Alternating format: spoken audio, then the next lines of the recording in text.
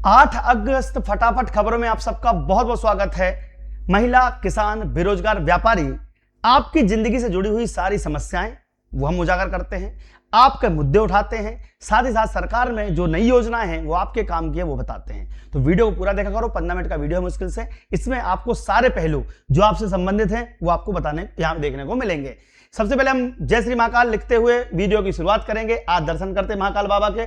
8 अगस्त दिन शनिवार, श्रवण पक्ष 10वीं, महाकाल जी की आरती और क्या बोलते हैं महाकाल जी की जय करते हुए हम क्लास को शुरू करते हैं। सबसे पहले हम बात करेंगे मंडी भाव की। हम रोजाना इंदौर मंडी भाव को बताते हैं।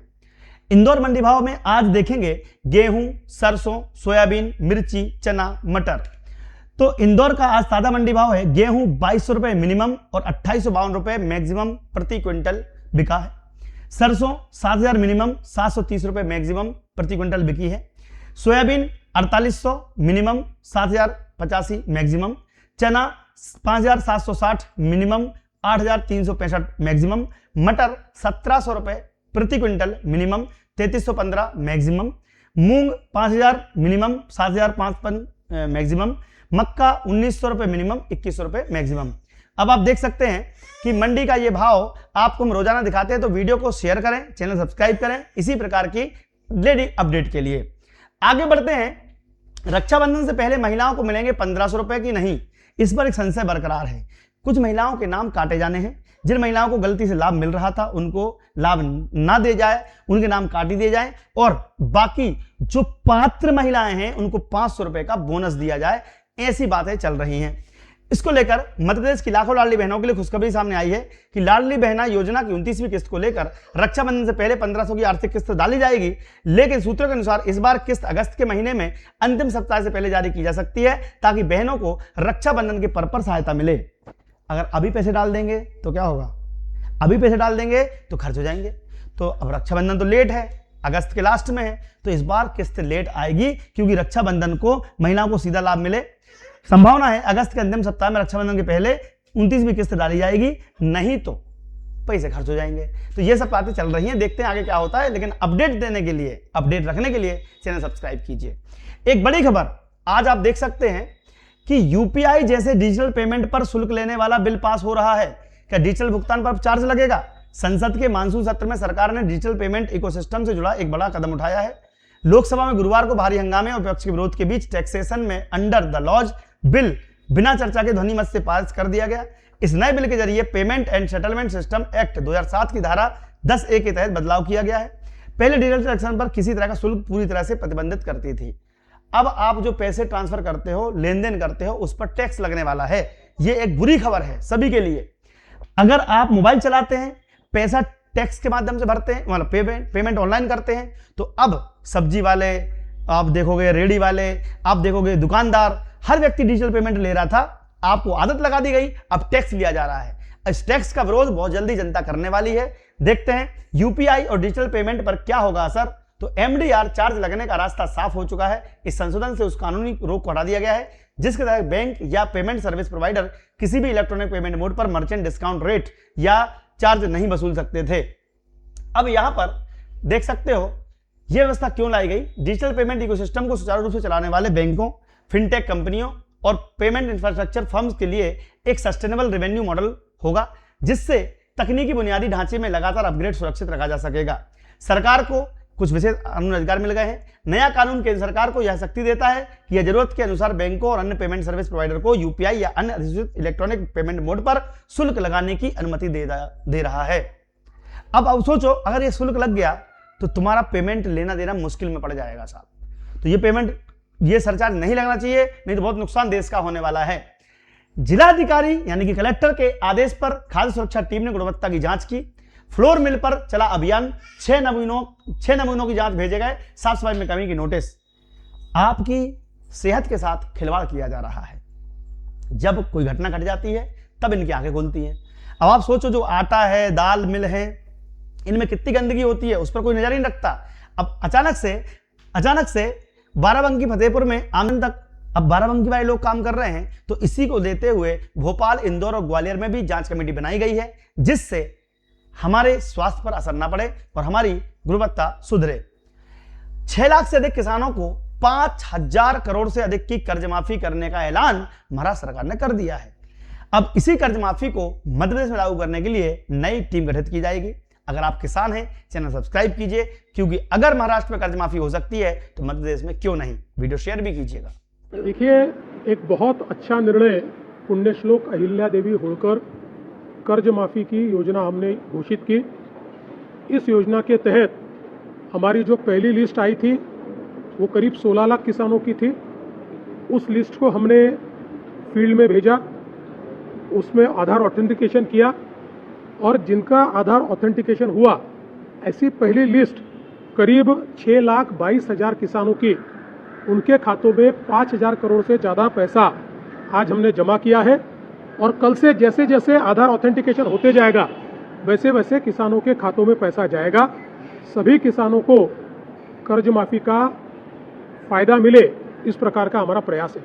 देखिए, ये बात देखो आप, ये कहानी चल रही है यहाँ पर। इसके चलते 6 लाख से अधिक किसानों को 5,000 करोड़ से ज्यादा का लोन माफ कर दिया जाना एक बड़ी बात है। झारखंड के रांची में प्रोटेस्ट कर रहे युवाओं ने निकाला फ्लैश लाइट मार्च, और जैसे जंतर मंतर पर लोग मोदी विरोधी नारे लगा रहे थे, यहां पर कोई मोदी विरोधी नारे नहीं लग रहे हैं, क्योंकि सरकार यहां पर कांग्रेस की है और कांग्रेस की सरकार होने पर जनता को आक्रोश दिख तो रहा है।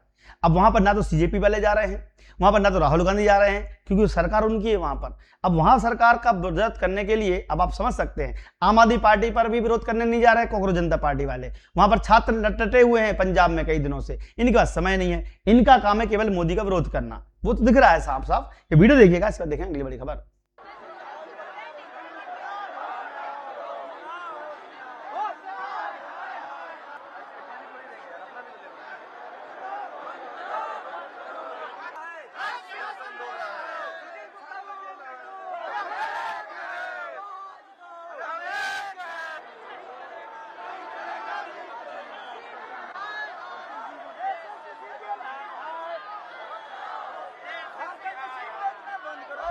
ये है कहानी।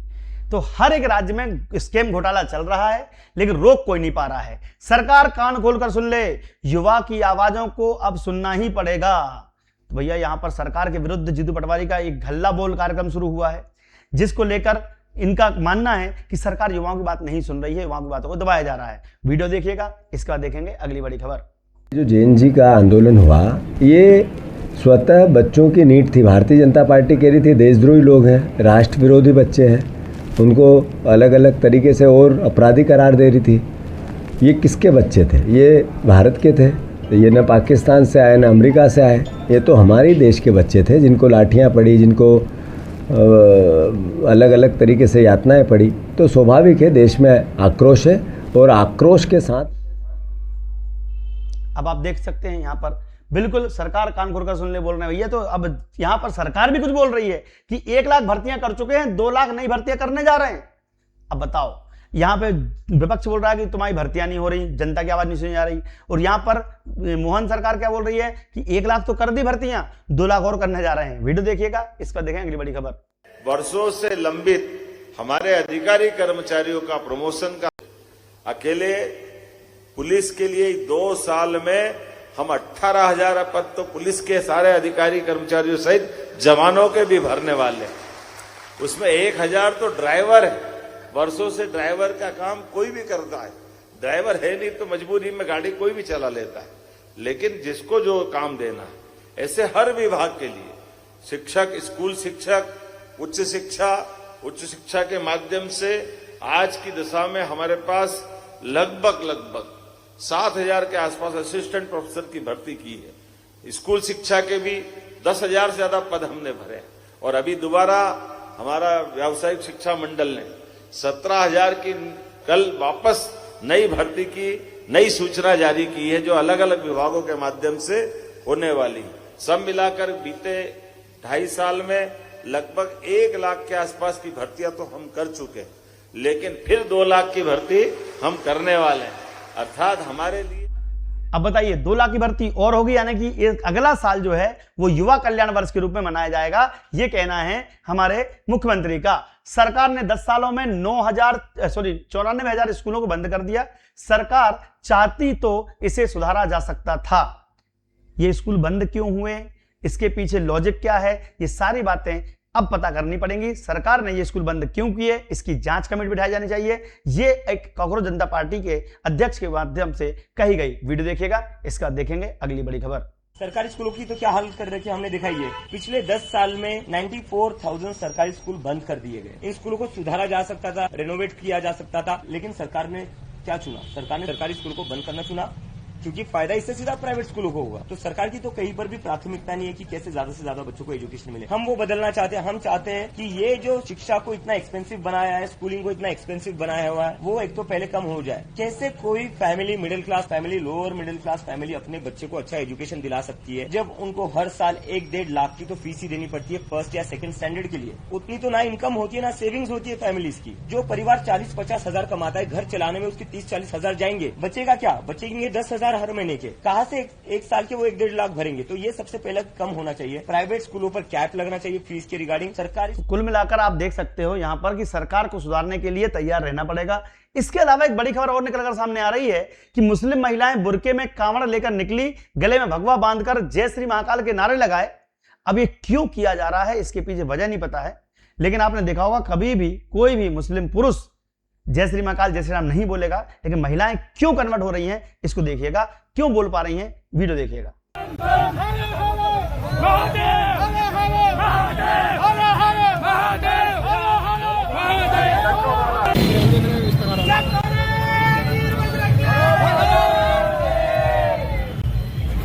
बोले रे तेरी बंद बोले।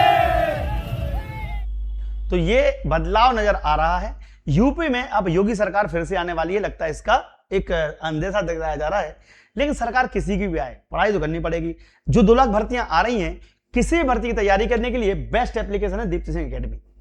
और सबसे बड़ी खास बात यह है कि भले कोर्स 2000 का हो, 3000 का हो, लेकिन अगर आप किसान मजदूर के बेटे 600 रुपये मिलेगा। वार्षिक फीस है ये 1 साल की। इस नंबर पर मैसेज कर देना सस्ते में कोर्स चाहिए, बस इतना मैसेज कर देना, व्हाट्सएप कर देना। संयुक्त भर्ती परीक्षा वर्ग 2, वर्ग 3 सब भर्तियां, समूह 2, समूह 4, ये नई भर्ती आई है अभी, पटवारी की भर्ती। इसके अलावा कोई भी सरकारी भर्ती जो मध्य प्रदेश में आ रही है उसकी तैयारी करने के लिए बेस्ट एप्लीकेशन है। तो दीप्ति एकेडमी डाउनलोड कीजिए, तैयारी में जुट जाइए, ताकि आपके बच्चे सुरक्षित रहें, भविष्य सुरक्षित रहे और अच्छा कमाएं, अच्छा खाएं। जय हिंद, जय भारत।